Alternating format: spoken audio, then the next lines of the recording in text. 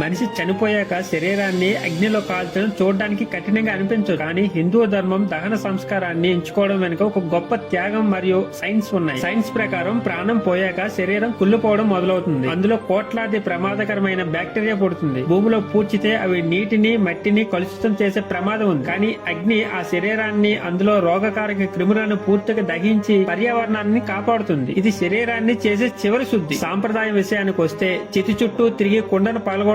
ఎందుకు? ఆ కుండ మన శరీరానికి ప్రతీక, అందులో నీళ్లు మన ప్రాణానికి ప్రతీక. కుండ పగిలితేనే నీరు బయటకు వస్తుంది. అలాగే శరీరం అనే బంధం తెగిపోతేనే ఆత్మ మోక్షం వైపు ప్రయాణిస్తుంది. ఇక నీకు మాకు రుణం తీరిపోయింది వెళ్ళిరా అని చెప్పే కఠినమైన వీడ్కోలవి. హిందూ ధర్మం గొప్పతనం ఏంటంటే మనం ప్రకృతి నుండి తీసుకున్న ఈ శరీరాన్ని తిరిగి ఆ ప్రకృతికి అప్పగించేసి, గాలిని గాలికి, మట్టిని మట్టికి, అగ్నిని అగ్నికి ఇచ్చేసి నేను ఏమీ కాదని నిరూపించుకునే అత్యున్నతమైన స్థితి అది. ఓం శాంతి.